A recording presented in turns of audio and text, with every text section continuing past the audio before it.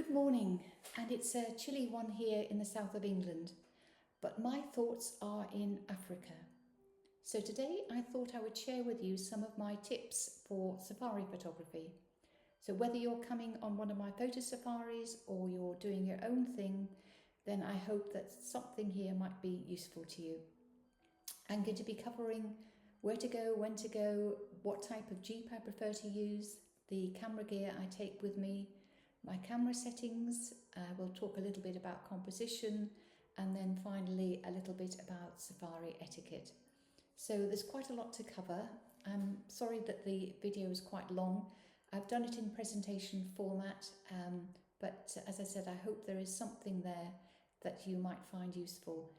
If you want any further information or have any questions, please don't hesitate to contact me. My email is anneaviard@gmail.com, or you can contact me via Messenger on Instagram or Facebook. Okay, thank you. So here are my tips for safari photography. So to begin, it's so important to do your research. You may already have your safari booked, but if you are still in the planning stages, then think carefully about what you want to photograph and where you'll find those animals. You may be thinking of an African safari, but there are a number of countries in Africa and many will provide amazing wildlife experiences and very different landscapes. So is there a particular animal you want to see and photograph? Then research where you will find them. My experience of safaris is mainly in Kenya, which is a place I love. I return time and time again to the Masai Mara. The Mara is regarded to be Africa's greatest wildlife reserve and is home to Africa's big five: the lion, leopard, elephant, rhino and buffalo. Now, nothing is guaranteed with wildlife, but in the Masai Mara you do stand a good chance of seeing so much. So if this is your first safari, then I would recommend this area. Now within Kenya there are many areas and all quite different. Further north is Samburu and Laikipia, both very dry areas, so a very different landscape to the Mara, which is very green. You'll also find species of animals in these areas that you won't find in the Mara. For example, the reticulated giraffe would be found here, whereas in the Mara the giraffe species there is the Masai giraffe. And if it was the big tuskers you wanted to photograph, those elephants with the huge tusk, then Amboseli will be the place to go. There are of course elephants in the Masai Mara, but Amboseli is famous for its elephants. However, if you wanted to see leopards, you would not find them in Amboseli, as it's not the environment for them. You may see lions and cheetahs there, but I think you'd be quite lucky to do so. So it's very important to know what you want to see and photograph and where you'll find them. Then what time of year to travel? Kenya has two rainy seasons. The short rains towards the end of November and through December, and then the long rains which start towards the end of March through April and May. Now going in the rainy season isn't necessarily a bad thing. It does have its advantages. For example, moody, stormy skies which can add atmosphere to images. And it's also a lot quieter with less jeeps around. But the heavy rains may restrict your game drives, and you may find that some camps close during the long rainy season. Now if it's the migration you want to see and the river crossings, the herds of wildebeest and zebras crossing the Mara rivers, then July, August and September is the time to visit. But this is an extremely busy time. It's high season, so the most expensive. And as I said before, nothing is guaranteed with wildlife. So it may be that you don't actually see a river crossing. Then having decided on the area park you're going to visit, what sort of accommodation to book, a lodge or tented camp, and inside or outside the park, and if outside, how long will it take to drive into the park every morning?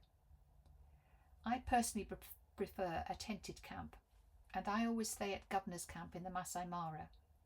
It's an unfenced tented camp on the banks of the Mara River. Being unfenced, it means the animals are free to wander in and out of the camp, which I love as it gives you a closer connection with nature, and to me it's a truly immersive safari experience. So next we'll talk about private vehicles or photographic groups.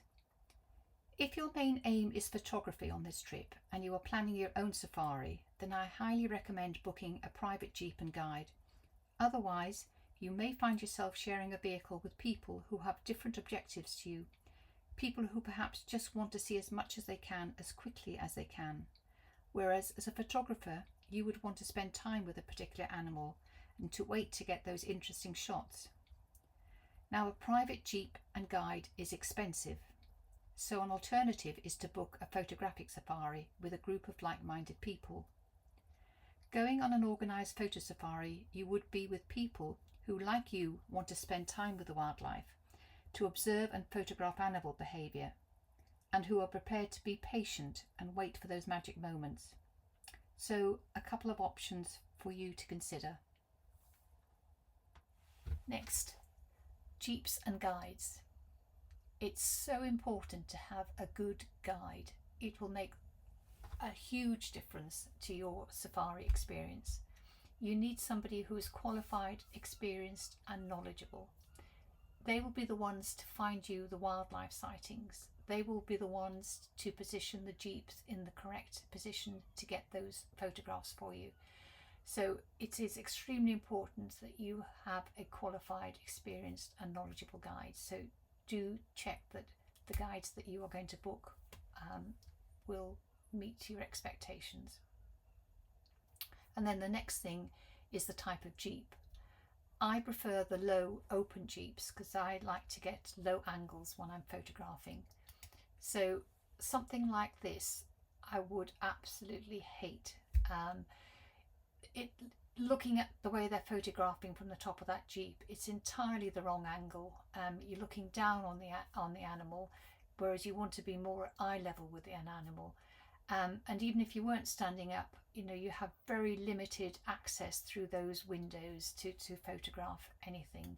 So for me, I would not go near any jeeps like that. Now, this is the type of jeep we use on our photographic safaris. It's all a low level, so everybody is at the same level. Everybody has a good view on both sides, and this I found to be an excellent jeep for a group of people on safari. When it's just myself, I tend to have a similar jeep but a lot smaller. So on to the photographic equipment. You'll need a camera, obviously, either a DSLR, a mirrorless, or if you're new to photography, then a bridge camera. Lenses, focal length ranging from 24 to 600 millimeters will fit the bill. So if you've got a DSLR or mirrorless, you're going to need a selection of lenses, whereas if you've got a bridge camera, it'll probably cover all those lens focal lengths. And also a beanbag, monopod, possibly a tripod. So you need something in the jeep to perhaps stabilise your camera. Now, this is my personal camera gear. I always take 2 camera bodies. I like to have a spare, and I like to have a different lens on each, obviously, so that I can pick them up quickly without having to bother to change lenses. But having 2 camera bodies with me means that if one happened to malfunction, at least I have a camera that I can use. So I always take 2 camera bodies. And currently I'm using the Canon R5 and the Canon R5 II. I take a wide-angled lens, the 24-70. It's an EF lens, so I need an adapter to use it on my mirrorless cameras. But I like that for wider shots, getting the animal in the landscape, particularly if you're shooting elephants, because they're quite big animals, and it's quite nice to get a sense of the environment as well. So those wide shots, I use that. Also the 70-200, the 2.8. Again, you can do quite wide shots with this lens, and I use that one quite a lot. It's also very good in low light in the early mornings, so the 2.8 aperture really makes a difference in low light. And the lens I use most of the time is the RF 100 to 500 millimeter lens, so that's my go-to. I also have a 1.4 extender, one for the EF lenses, the 70-200, and also one for the 100 to 500. I don't use it that often, but it's quite nice just to have it if I needed the more of a reach and I need the extended reach. I have an adapter so I can use my EF lenses on my mirrorless camera, and I take a bean bag. The bean bag I take with me is filled with polystyrene, so it's quite light because you are restricted with weight on the bush planes getting out to these places. So you need to have a light when you sometimes the camps provide bean bags, so it's worth asking your camp if they've got one, but I always take mine anyway, so that I've got it if I need it. Now on to the photography itself. The most important thing is to know your camera inside and out. So you can change your settings really, really fast. Things happen very, very quickly, and you want to be able to change your settings and get that shot. You should be able to change your settings without taking your eye from the viewfinder. One of the beauties of the mirrorless camera is when you look through the viewfinder, what you see is what you get, so you know straight away whether you are underexposed or overexposed, and you can very quickly change your settings and correct it and get the shot. But know your camera inside out is so important, and to know how to change your settings quickly. Now the settings, I always use manual. I'm always in manual because I know what aperture I need and I know what shutter speed I need depending on the subject and the action. So it's always on manual settings. I choose the widest aperture the majority of the time. So a really wide aperture, widest the lens will go. The only exception would be if I'm taking a group of animals together on slightly different planes, then I would increase the aperture up to, lower the aperture to f8 or f11, but most of the time I'm on the widest aperture. Then the shutter speed, it really depends on the subject and the action. So if it's just a portrait and the animal's sitting still, I would have it on a lower shutter speed. But if I'm anticipating some action, such as an animal running or a bird taking off, I would put the shutter speed up. So the shutter speed is depending on the subject and action. And also first thing in the morning when the light is quite poor, when we first go out on the game drive, I would probably have a lower shutter speed and then keep putting it up during the day. But I'm always checking what my exposure is and thinking about what's going to happen next. What do I need my shutter speed on? And then the ISO I put on to automatic because things happen so quickly. You want to be able to take the shots very quickly. You want to be able to turn around, and the exposure might be completely different on one side to the other. So I just leave the camera to sort out the ISO. I decide on the aperture, I decide on the shutter, and the camera will decide on the ISO. But having said that, I often use plus or minus compensation. So I let the camera do its thing, and then depending on what the subject is or where it's positioned, I might increase the compensation or decrease the compensation. But I'll go into that a little bit later on. I always focus on the subject's eyes, so I use eye detection focusing, and I will always focus on the eyes, so it's very important to get those eyes really sharp. I shoot in continuous mode, so this allows me to take a series of shots in quick succession. Thereby it increases your chances of capturing that perfect moment, and I'll talk about that later on as well. And I always shoot in RAW. So shutter speeds and selecting the shutter speed for the subject and action. So for example, this is a portrait of a cheetah sitting very quietly, so there wasn't much movement. So the shutter speed for this was lower, 1/800th of a second on this one. The aperture was 7.1 and the ISO 400. So she didn't look as if she was going to be moving very fast, so I could afford to have a lower shutter speed. This was this is a tawny eagle, sat on a branch, and I anticipated that it might fly off, and this is the shot I wanted to capture of it with its wings stretched flying off.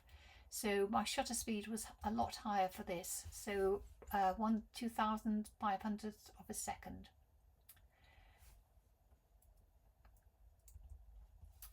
And then the aperture, as I said, most of the time I have it wide open, but the exception would be when I have a group of animals on slightly different focal planes. Then I'd use an f8 or f11, something like that.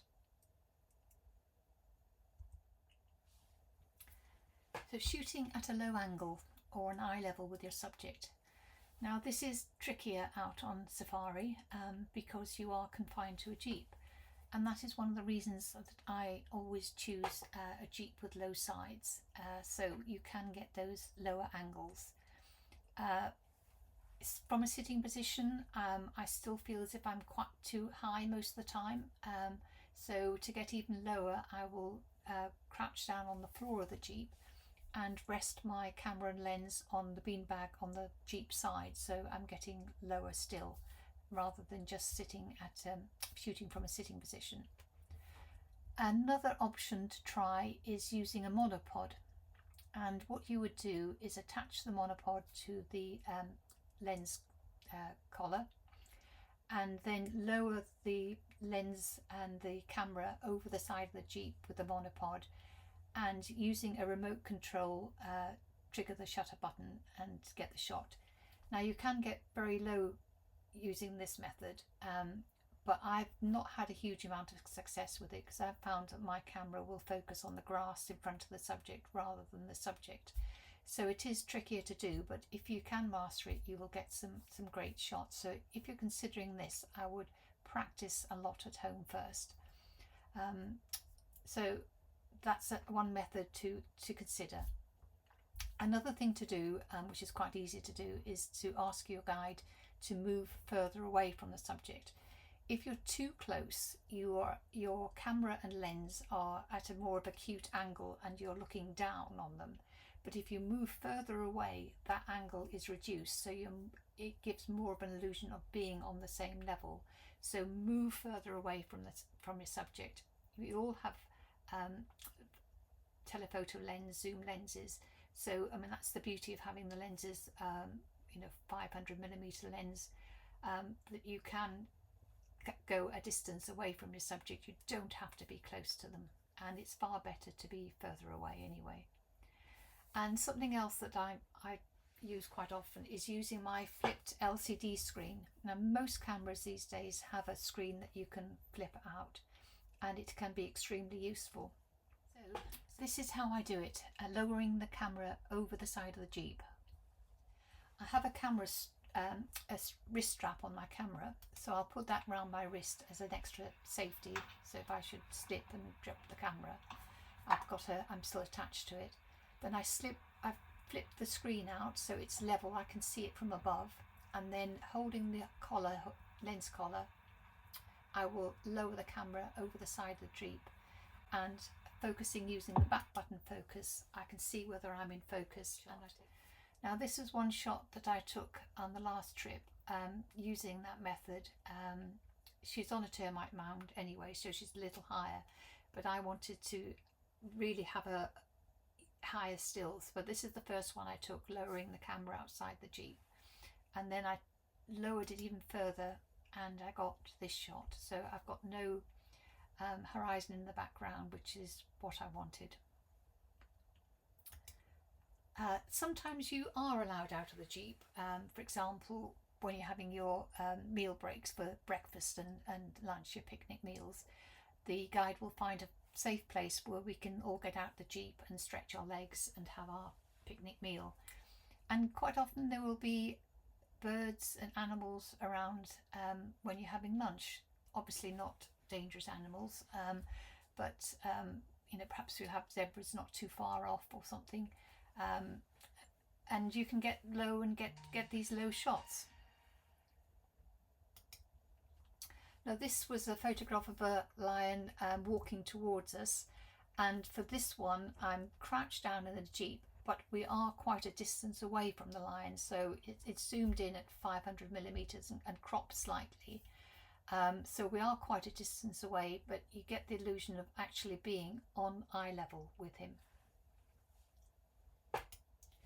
Now this is another one of the lion walking towards us. Again, I'm crouched in the Jeep. I'm not holding the camera outside, I'm just crouched down holding the camera on the side of the Jeep.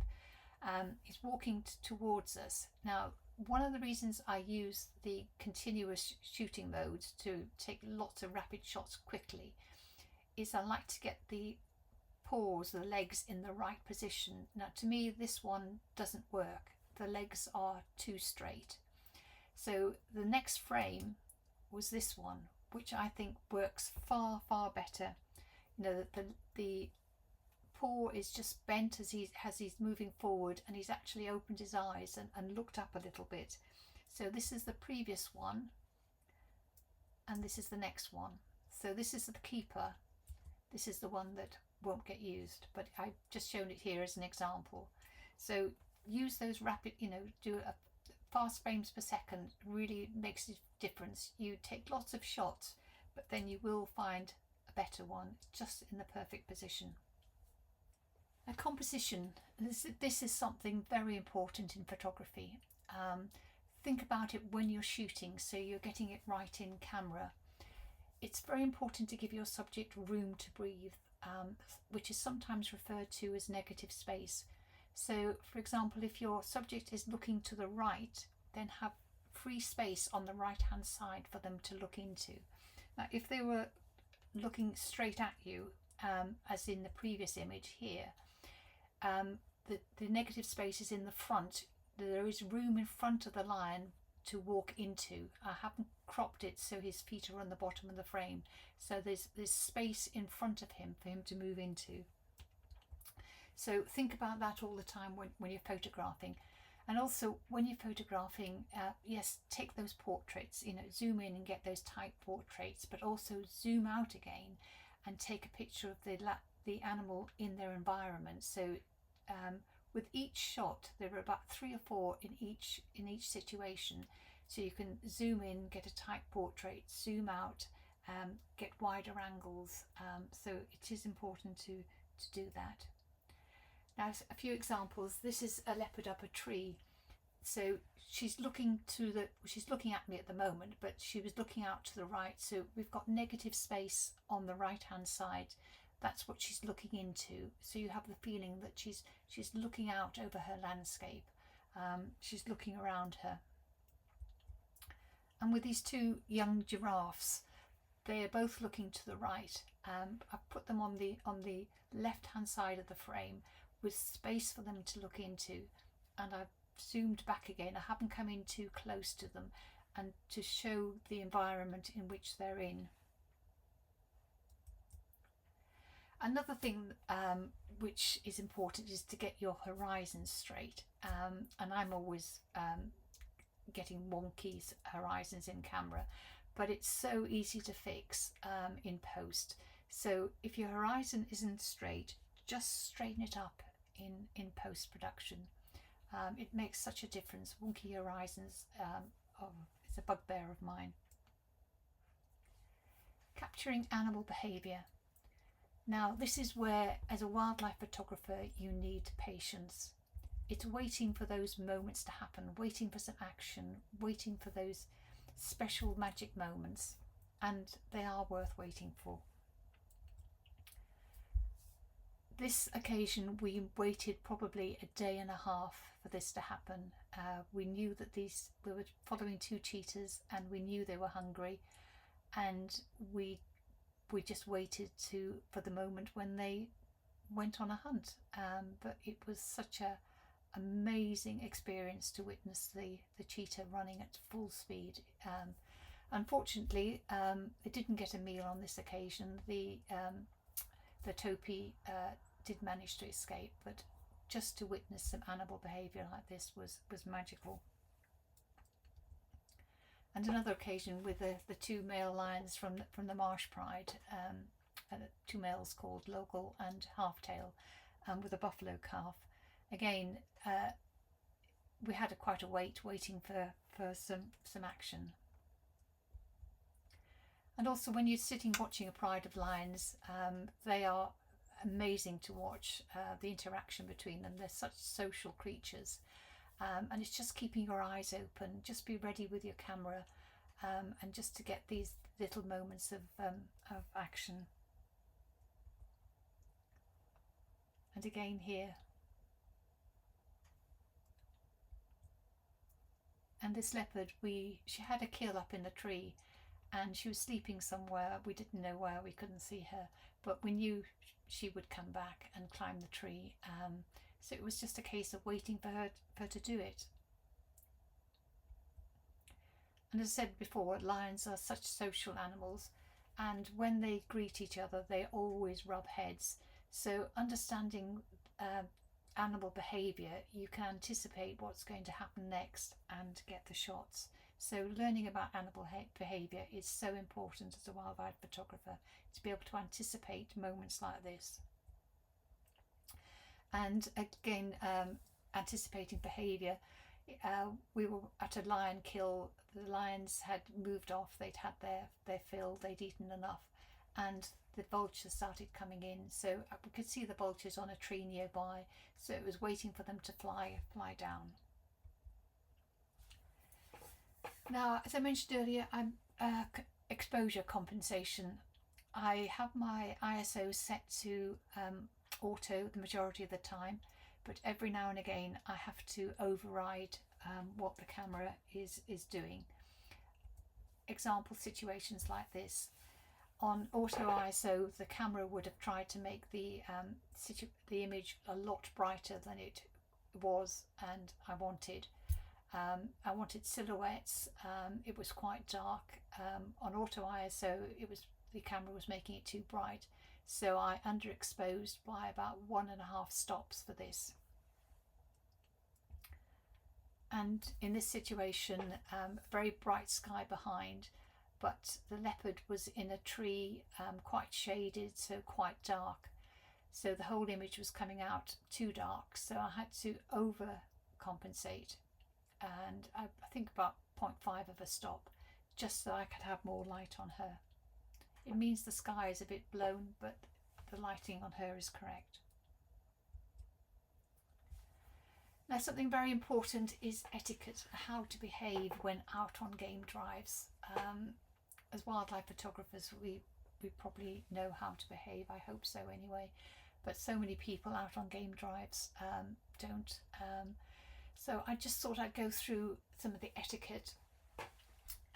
Keep noise levels low for first one. Keep it to a whisper when near animals. Many animals were afraid of the human voice, so don't disturb the animals by shouting, clapping or cheering. It's so easy when you see something to get quite excited and to sort of, shout out or say something loudly, but just be aware that, they are wild animals. Just keep your voice down. And the guide will always switch off the engine when watching wildlife. You shouldn't have the engine running. It will disturb the animals. So turn the engine off, and turn off your mobile phone or put it on silent. You don't want your mobile phone on. Secondly, stay in the Jeep. Getting out of your vehicle close to wildlife is dangerous and strictly forbidden. And this rule applies to standing on Jeep rooftops as well. Your silhouettes can disturb the animals. They're used to seeing the shape of the Jeep, and when you have something more than that, it disturbs them. So never ever sit on the roof, the Jeep roof, at predator sightings. And always follow your guide's instructions to ensure safety. So only leaving your vehicle at a designated picnic and sundowner sites where the guide says it's safe to do so. Leave no waste behind. Respect your guide and do not ask your guide to break the park rules. Give animals space. Respect wildlife. Don't harass any animals, and by trying to force them into movement, blocking their path or following too closely. You should never try to disturb animals to get a reaction, to get a photograph. So just give them space, respect them, keep your distance. To see animals behave naturally you're far better keeping a good distance away so you're not disturbing them. Never ever reach out of the Jeep to try and touch any of the animals, and smoking on game drives is not allowed. So finally, ethical wildlife photography. Please keep your distance and don't do anything that would alter the behaviour of the wildlife. Be quiet, sensitive and discreet when photographing wildlife to avoid causing distress. Most wild animals are frightened of humans and the human voice and will avoid us if they can, so quiet behaviour increases your chance of seeing the creatures and of obtaining photographs of natural behaviour. Do no harm. Avoid using artificial light as it can be disruptive, particularly on nocturnal wildlife. Don't feed the animals. Avoid disturbing habitats. Do your research. It's so important to learn about the animals you're photographing and to understand their behaviours. Be careful around young animals, don't disturb newborns, and prioritise the honest story. As photographers and storytellers, our mission is to raise awareness and inspire action to protect our wildlife. Well, that's it.